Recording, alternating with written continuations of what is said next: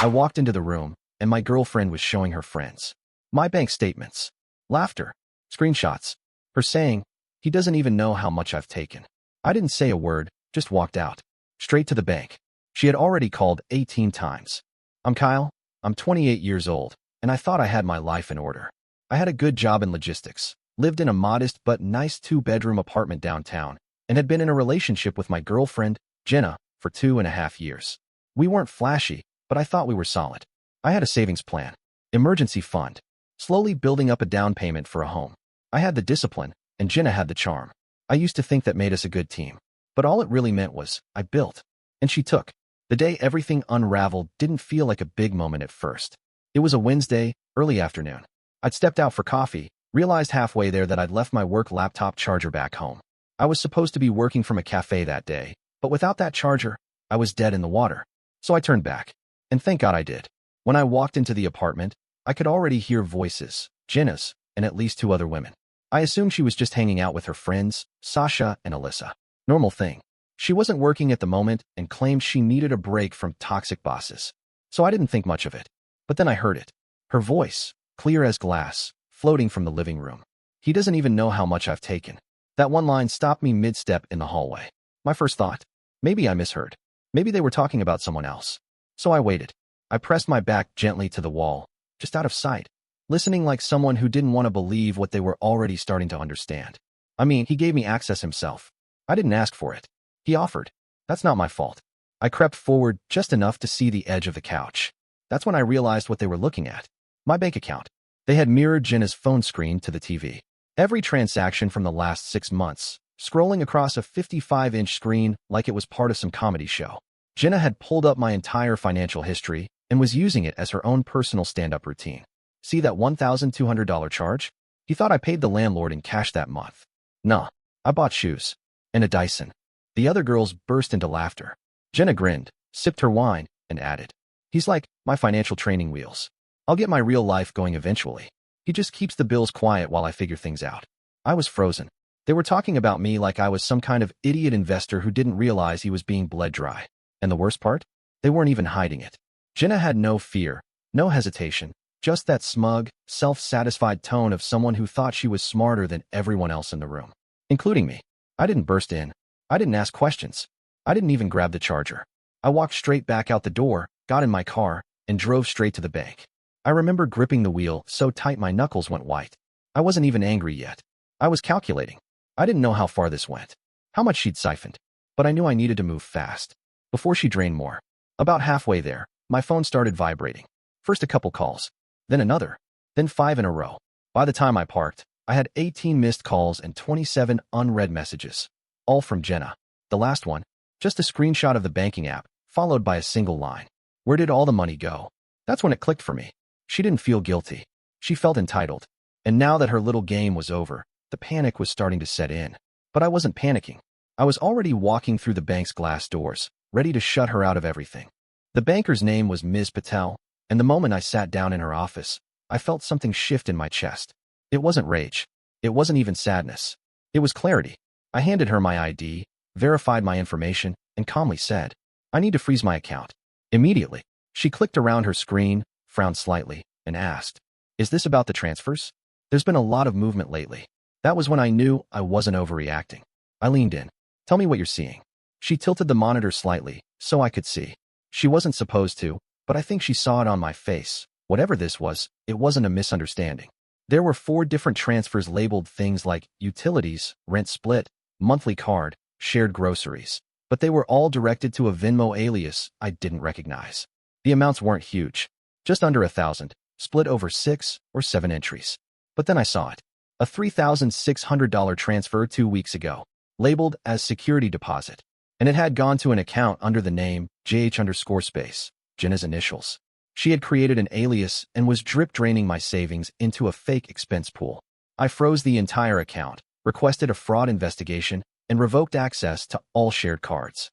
Ms. Patel looked up at me with this cautious concern, the kind you save for people who haven't let the full weight hit them yet. "You're not the first person to deal with this kind of situation, but it's good you caught it now. Some people don't until it's too late." Too late. I already felt behind. My head was spinning, but my hands were calm. And the minute I left that bank, My phone started vibrating again. 2 more missed calls. Another text. Seriously, what are you doing? I need to pay for my hair appointment. What's wrong with you? Not what happened. Not are you okay? Just pure entitlement.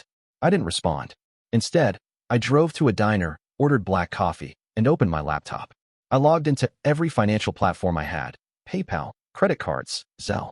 I wasn't just checking for theft. I was hunting for patterns. And I found them.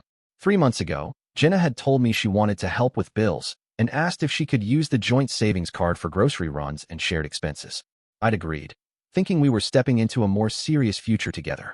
That same month, she started requesting $200 Venmo deposits every other week, labeling them rent extras. When I asked, she said it was for small cash repairs our landlord refused to invoice. That landlord, by the way, retired. We'd been paying digitally for over a year. I dug deeper and found out she'd linked her PayPal to the joint card and was using it to top off her private Amazon balance.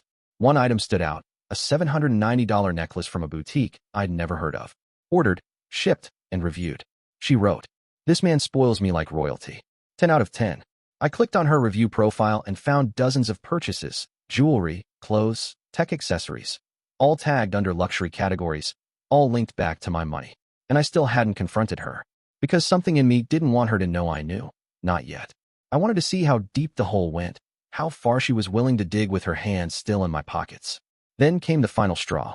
As I was scrolling through the card statements, I saw 2 Airbnb charges, one for a weekend in another city, one local, both during times when she told me she was staying at her sister's place to clear her head. She hadn't been with family. She'd been in hotels, with someone else. That night, she left 5 voicemails. They started with frustration. Then they shifted into panic. Then one of them sounded like she was crying. I didn't listen past the first 10 seconds, because I was already downloading every statement, printing screenshots, and backing up copies to my hard drive. The betrayal wasn't just emotional. It was strategic, cold, planned, and now it was mine to document. By the time I got back to the apartment, the sun was already going down. I sat in my car for a few minutes outside our building, just watching our windows glow warm orange. From the outside, it still looked like home. Inside, though, I knew I was walking into a completely different kind of house. I had a folder under my arm, paper statements, screenshots, timelines. I didn't have a lawyer yet, but I wanted her to see something real, something she couldn't spin. When I opened the front door, I expected to find Jenna alone, maybe panicking, maybe trying to get ahead of the story. Instead, she was still sitting on the couch with Sasha and Alyssa. Same posture, same wine glasses. It was like the afternoon had never happened. The only difference? Jenna wasn't laughing anymore. She froze when she saw me. Her hand went instinctively to her phone, as if texting someone would undo the last 3 hours. Alyssa looked down, awkward, already sensing the shift. Sasha didn't flinch. She smirked. "You gonna yell now, or what?" Sasha said, crossing her legs like this was reality TV. I didn't say a word. I set the folder down on the coffee table and slowly opened it. First page, a printed bank transfer history. The one with Jenna's fake utilities payments. Second page, screenshots from my PayPal activity. Third, a calendar view with her Airbnb bookings and the dates she told me she was at her sister's. They all stared. No yelling, no slamming, just paper, laid out quietly. Jenna's voice cracked first. "Okay, that looks bad, babe. Listen, I was going to talk to you about this. It's not what you think. I just needed time to sort things out." I looked at her, dead in the eye. Sort things out by draining my savings. She flinched. Alyssa shifted uncomfortably. You could see it on her face. This wasn't what she signed up for. She leaned forward. "Wait, you used his money? I thought this was like a gift situation." Jenna cut her off. "Alyssa, don't." But it was too late. Alyssa stood, grabbed her bag, and mumbled, "I didn't know, Kyle. I swear." Then she left. Just like that. One less witness for Jenna to perform to. Sasha, on the other hand, rolled her eyes. "He's just being dramatic. You let her use your accounts, bro. You practically paid for her to shop. Now you're mad because you finally read the bill." That's when I turned to her. Calm. Measured. "You know what's interesting, Sasha? The boutique she bought that necklace from? That's your sister's store, right?" That shut her up. Her eyes twitched just slightly. "I don't know what you're." "Because I have a receipt here." I continued, flipping another page, "and a Venmo payment to your sister's name, with a 5-star review under Jenna's account. Looks like this theft wasn't a solo act." She stood up like she was going to say something slick, then thought better of it. She left without another word. Now it was just me and Jenna. She didn't say anything, just stared at the floor like a kid caught stealing from the register. Her shoulders sank. The room went quiet except for the faint hum of the fridge. I picked up the papers, stacked them neatly, and placed them back in the folder. Then I looked at her one last time and said, "You laughed about it. In my home. With people who don't even pay rent here. So you can laugh again when the police call." That got her attention. "Wait, what? You're calling the cops?" "Kyle, no, don't do that. Please. It was just, God, it was a stupid mistake, okay? I didn't think. You didn't think I'd walk in." I turned and left before she could finish. No screaming. No threats. Just the weight of her own words, playing on repeat in her memory. That night, I got a message from Alyssa, the quieter friend. She wrote, "Check your PayPal history. There's more you haven't seen." I'm sorry. So I did. And what I found next made everything look like just the tip of the iceberg. Alyssa's message had been short. Just 7 words. "Check your PayPal history. There's more." No punctuation. Just enough to make my stomach turn. It was almost midnight when I sat down at my laptop again. The apartment was quiet. Jenna had locked herself in the bedroom, still calling out occasionally through the door.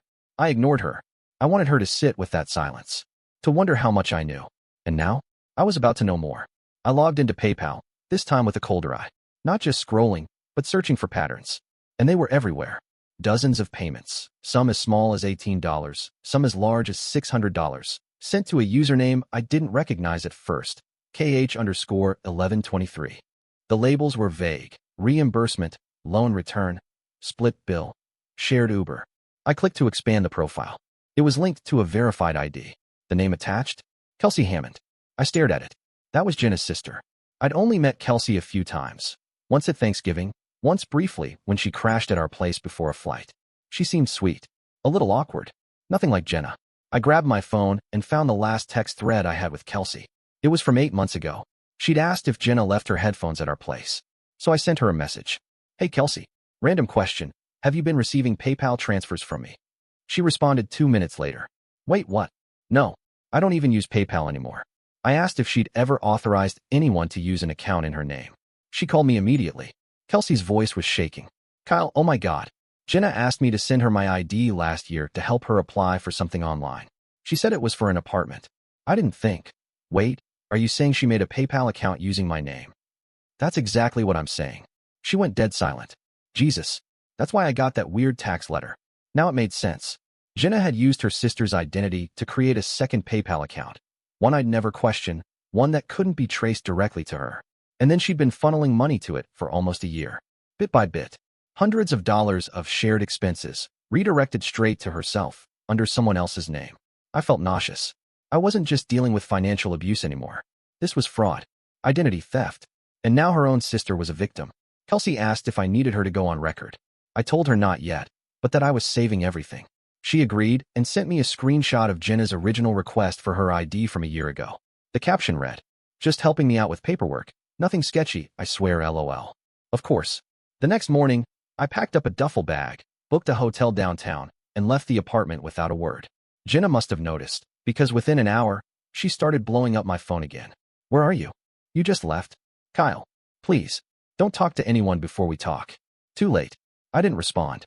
Instead, I called my buddy Marcus. He owns a boutique IT firm and does freelance forensic auditing. I explained what I'd found, and he offered to help me build a case, not just with the bank, but in the legal system if I chose to file. We spent 2 hours going through my screenshots, the fake utility charges, the transfers to Kelsey's name, the shell accounts. She was sloppy, he said, pointing at one of the overlapping transaction dates. Same IP address. Logged in as you. Then as KH_1123. She didn't even use a VPN. I asked him if this would hold up. He nodded. Absolutely. You've got everything. Motive, trail, third-party testimony. If she tries to lie, she's going to bury herself. I sat back in my hotel chair and stared at the ceiling. Somewhere between betrayal and rage, there was this growing clarity again. Not cold, not cruel, just focused. Because now, I wasn't going to scream. I was going to let her think she'd gotten away with it. I'd let her keep spending. And then I'd burn the whole illusion down. Quietly, legally, and publicly. There's a special kind of power in quiet revenge. Not the dramatic kind with shouting matches or broken plates. No. The kind where you don't give the villain a script to react to. Where you don't even let them know you've started playing the game. I wasn't going to confront Jenna with more yelling. I wasn't going to fight for closure. I was going to take away the two things she truly loved. Control and comfort. She worked part-time at a boutique clothing store in a wealthy shopping district. The kind of place where they didn't post prices on the tags, and everything smelled like expensive soap and shallow compliments. I knew from conversations she'd used the store's Wi-Fi to check her PayPal accounts multiple times. She even bragged once about using the quiet dressing room during slow hours to transfer money between accounts. She thought that made her slick. What she didn't know?